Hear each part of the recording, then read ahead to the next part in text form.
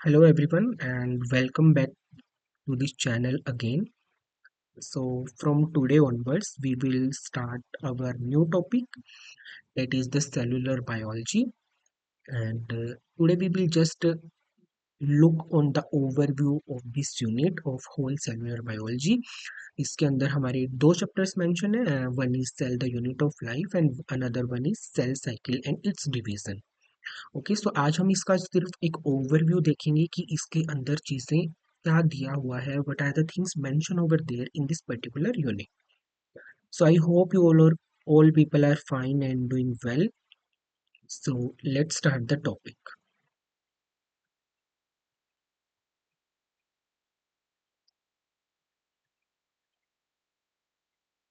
So okay, cell structure and its functions, ये हमारी third unit है. इसके अंदर हमारे तीन चैप्टर्स मेंशन है. सो सबसे पहले आप इसका ओवरव्यू देखें. सो इसकी एक हम लोग नॉर्मल रीडिंग लेते हैं, बिकॉज कई बार इस पैराग्राफ से भी हमारे क्वेश्चंस फ्रेम हो जाते हैं और एक नई यूनिट स्टार्ट करने से पहले हमें उसकी नॉलेज होनी चाहिए कि यूनिट कह क्या रही है. ठीक है. सो आप जब कोई भी यूनिट स्टार्ट करते हो, आप सबसे पहले उसकी हेडिंग को कम से कम तक 2 मिनट तक लगातार उसको आप अच्छे से एनालाइज करें, उसको अच्छे से सिर्फ देखते रहें यूनिट को, कुछ ना करें. जैसे यूनिट 3 का नाम दिया हुआ है cell structure and functions, just आप 1 और 2 मिनट्स के लिए उसको आराम से बैठ के सोचें कि इसके अंदर ये बोल क्या रहा है. आप अपने माइंड में चीज़ों को विजुअलाइज करें, उससे आपका कंसेप्ट बहुत क्लियर हो जाता है. सो इसकी रीडिंग लेते हैं. Biology is the study of living organisms. The detailed description of their form and appearance only brought out their diversity. It is the cell theory that emphasizes the unity underlying this diversity of life forms. तो इसके अंदर ये generally क्या बोल रहा है कि जो हमारी बायोलॉजी है, biology is the study of organisms. और इसके अंदर हम लोग क्या पढ़ेंगे, इसके अंदर हम सेल पढ़ेंगे, सेल के कंपोनेंट्स पढ़ेंगे, सेल किस चीज से मिलके बना हुआ है, हम इन सब चीजों के बारे में इसके अंदर देखेंगे.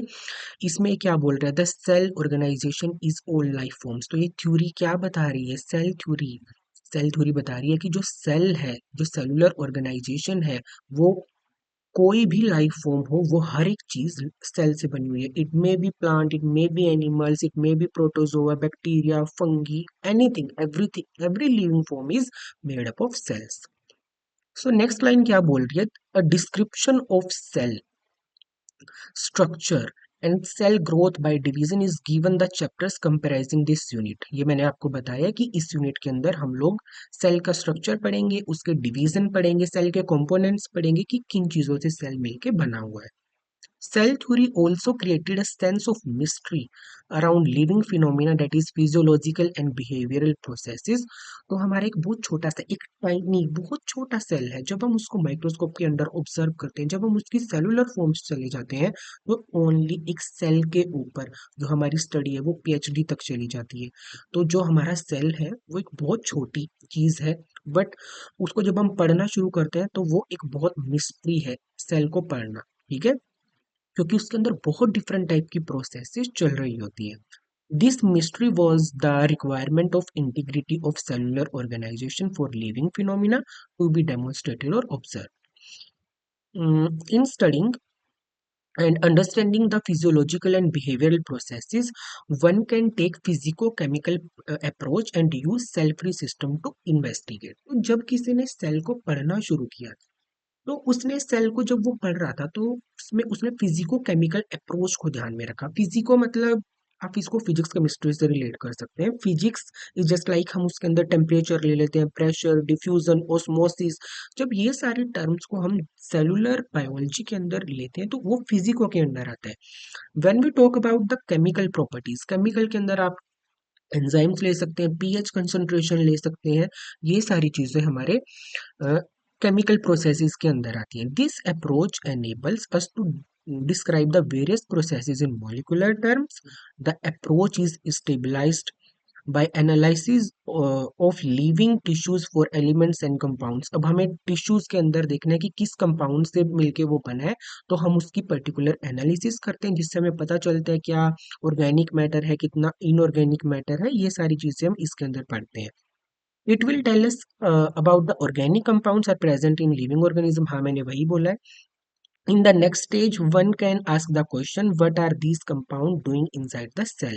तो जो ये हमारे जितने भी कंपाउंड्स हैं, जब हम उनकी स्टडीज करते हैं, मान लो हमको बहुत सारे डिफरेंट डिफरेंट टाइप के कंपाउंड्स मिलते हैं, तो हमें उनका फिर फंक्शन भी पता होना चाहिए, उनका रोल पता होना चाहिए कि ये हमारी सेलुलर मैकेनिज्म के अंदर इसका रोल क्या है, and in what way they carry out gross physiological processes like digestion, excretion, memory, defense, recognition। तो वही चीज मैंने अभी बोला कि जब सेल के अंदर डिफरेंट डिफरेंट टाइप के कंपोनेंट्स हैं, तो उसका हमें ये भी पता होना चाहिए कि इस पर्टिकुलर थिंग का सेल के अंदर काम क्या है। वो डाइजेशन में कर रहा है, या वो रेगुलेशन कर रहा है, ओस्मो रेगुलेशन कर रहा है, या वो एक्सक्रीशन में हेल्प कर रहा है। तो इस चीज का हमें नॉलेज होना चाहिए, क्योंकि सेल भी तो बहुत सारी चीज से बन के मिला हुआ है। जैसे बहुत सारी सेल मेम्ब्रेन्स होती हैं, वो फेगोसाइटोसिस में हेल्प करती है। कॉन्ट्रेक्टाइल वैक्यूल प्रेजेंट होती है, वो ओस्मो रेगुलेशन में हेल्प करती है। तो हमें सेल के अंदर का पता होना चाहिए कि जो आयंस हैं, जिन कॉन्स्टिट्यूएंट से बन के सेल मिला है, उनके फंक्शंस क्या है। In other word, we answer the question, what is the molecular basis of all physiological processes। बस वो भी सेम ही क्वेश्चन है कि molecular basis क्या है। It can also explain the abnormal processes that occur during diseased condition। देखो अभी जो लाइन आएगी, this is the most important line, the physico chemical approach to study and understand living organism is called reductional reductionist biology. तो ये question recent years में भी पूछा गया है आपके कई एंट्रेंस एग्जाम के अंदर, और बहुत सारे एंट्रेंस में पहले भी पूछा गया है कि जो हम फिजिको केमिकल अप्रोच को लेके हमारी सेलुलर बायोलॉजी को स्टडी करते हैं, उसको हम रिडक्शनिस्ट बायोलॉजी बोलते हैं। ठीक है, और मैंने आपको फिजिको केमिकल का पहले मतलब बता ही दिया है। So last line, the concepts and techniques of physics and chemistry are applied to understand biology. Okay, इसमें भी इन्होंने यही बात बोला है कि जो फिजिक्स केमिस्ट्री के हम अप्लाई करते हैं कंसेप्ट्स को, उसको हम लोग बोलते हैं physico chemical approach to study the biology.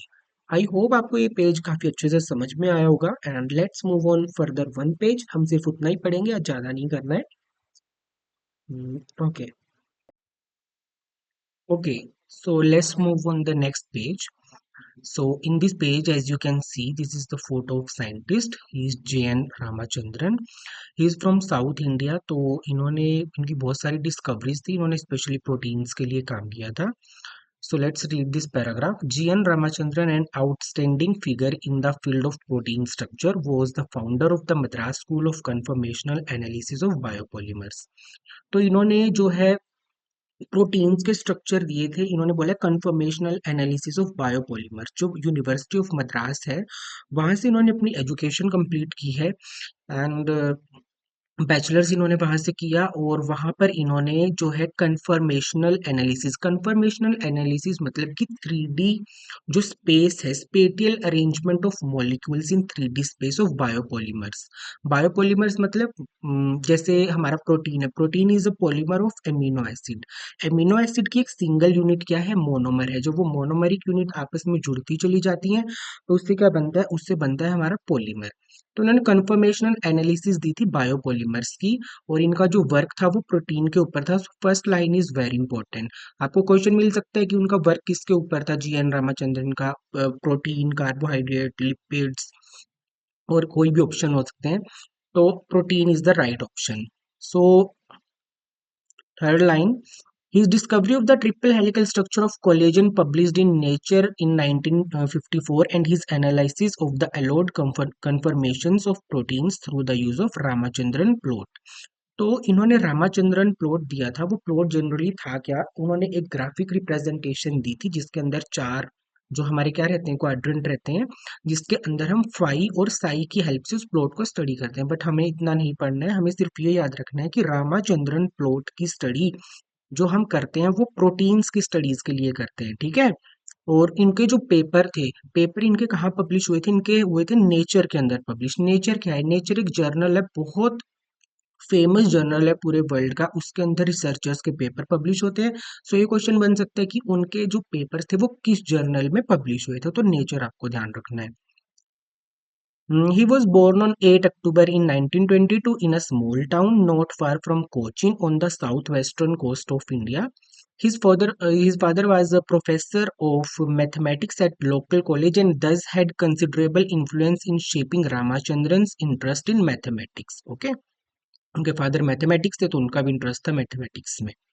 After completing his school years, Ramachandran graduated in 1942 as the top University of Madras. तो उन्होंने मद्रास से क्या किया, अपनी स्टडी करी है. Ranking student Ramachandran graduated in 1942 as the top University of Madras. He received a PhD from Cambridge University in 1949. तो उन्होंने बैचलर्स ऑनर्स मतलब फिजिक्स ऑनर्स उन्होंने किया था यूनिवर्सिटी ऑफ मद्रास से एंड देन अपनी हायर एजुकेशन PhD उन्होंने कंप्लीट करी कैम्ब्रिज यूनिवर्सिटी से. While at Cambridge, Ramachandran met Linus Pauling. तो ये आपको ध्यान रखना है कि रामाचंद्रन किन से मिले थे, लाइनस पॉलिंग से. And was deeply influenced by his publication on models of alpha helix and beta structures that directed his attention to solving the structure of collagen. तो जब इन्होंने यूनिवर्सिटी ऑफ कैम्ब्रिज ज्वाइन किया था तो वहां पर एक रिसर्चर थे, साइंटिस्ट थे वहां पर, जिनका नाम था लाइनस पॉलिंग. उन्होंने जो है अपनी रिसर्च किस चीज के ऊपर कर रखी थी, अल्फा हेलिक्स और बीटा शीट के स्ट्रक्चर्स के ऊपर. तो इनकी क्यूरियोसिटी और ज्यादा बढ़ी कि मैं कोलेजन के स्ट्रक्चर को डिफाइन करूं. तो तभी इन्होंने रामचंद्रन प्लॉट बनाया और उसकी हेल्प से जो है हमें प्रोटीन्स के बारे में बहुत कुछ पता चला. He passed away at the age of 78 on April 7, 2001. तो इनका बहुत बड़ा कंट्रीब्यूशन है. आपको इस चीज में सबसे ज्यादा ध्यान क्या रखना है, आपको ध्यान रखना है कि जीएन रामाचंद्रन की जो स्टडीज थी वो प्रोटीन के ऊपर थी. रामाचंद्रन प्लॉट को जो हम स्टडी करते हैं वो प्रोटीन्स के लिए करते हैं. जो इनके पेपर थे वो नेचर में पब्लिश हुए थे. पीएचडी इन्होंने कैम्ब्रिज से करी थी, इट इज नॉट इम्पोर्टेंट. और एक है इनकी किस रिसर्चर से मुलाकात हुई थी, लाइनस पॉलिंग से ये मिले, उनकी पब्लिकेशन से काफी इन्फ्लुएंस हुए और फर्दर इन्होंने अपनी क्या दी, रिसर्च दी.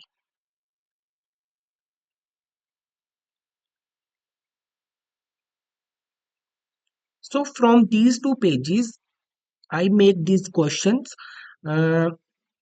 तो ये सिर्फ इन दो पेजेस के बेस पे, क्योंकि आजकल एग्जाम्स के अंदर कहीं से भी क्वेश्चन उठ जाता है, तो इसके अंदर से जितने क्वेश्चन बन सकते थे मैंने उतने बनाने की कोशिश की है.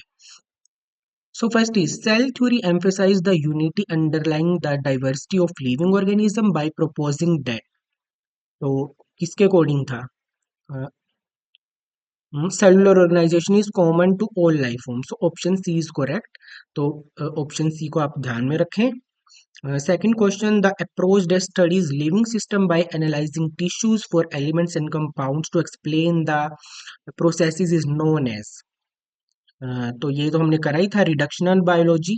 ठीक है. G N Ramachandran is best known for his contribution to. उन्होंने किस चीज में कंट्रीब्यूशन दिया था, उन्होंने कंट्रीब्यूशन दिया था confirmation and analysis of proteins. तो उन्होंने दिया था प्रोटीन्स के ऊपर. The triple helical structure of collagen was published by Ramachandran in 1954. तो उनका कहाँ पे जो पब्लिश हुए थे पेपर्स, उनके पेपर पब्लिश हुए थे नेचर के अंदर. तो आपको ये चीज ध्यान रखनी है. The next question is Ramachandran interest in protein structure वो significantly influenced by the work of. तो किस साइंटिस्ट के वर्क से उनको बहुत ज्यादा इन्फ्लुएंस मिली थी, वो थे लाइनस पॉलिंग. ओके, आपको ये चीज ध्यान रखनी है. And the next question is the Ramachandran plot is primarily use to studies. तो ये क्वेश्चन हमने पहले भी देखा है. तो कौन सा ऑप्शन आ जाएगा, C option is right option. Nucleic acid पे कोई स्टडी नहीं थी, अमीनो एसिड सीक्वेंस पे भी नहीं थी, उन्होंने किया था कंफर्मेशन ऑफ प्रोटीन्स. ठीक है, तो आपको ये चीज ध्यान रखनी है. So this is all about these two pages and the question of these two pages. And या आई थिंक इतना सफिशिएंट है.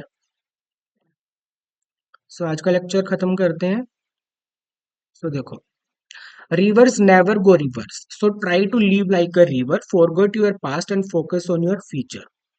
तो रिवर्स हैं वो यूनिडायरेक्शनल बहते हैं, वो कभी वापस नहीं जाते हैं. सो आपके पास्ट में जो भी है, आपको आपने बहुत अच्छे से नहीं पढ़ा है या कुछ चीजें नहीं आती हैं, उस चीज को छोड़ो. आप एक नए पॉइंट से उसको शुरू करें और रिवर की तरह आप एक फ्लो में चलिए, यूनिडायरेक्शनल फ्लो में। ठीक है, forget your past and just focus on your future and always be try to positive. ठीक है, क्योंकि अगर पॉजिटिव रहोगे तो कुछ भी होगा, अगर नेगेटिव रहोगे तो कोई फर्क फर्क नहीं पड़ता। ठीक है, तो पॉजिटिव आपको रहना है। एंड या that's all about this lecture. I hope आप लोगों को ये चीज़ काफ़ी अच्छे से समझ में आई होगी। मैंने काफ़ी इजीली इसको एक्सप्लेन करने की कोशिश की है। अगर आपको ये अच्छा लगा तो आप इसको फॉलो कर सकते हैं। एंड अगर कोई भी आपको इसमें डाउट है, you can comment me, I will try to reply you. So आप अपना ध्यान रखिए। Have a nice day to all of you. I always pray to God that he keeps you safe and God bless you all. I love you a lot. Take care of yourself. Have a nice day to all of you. Thank you.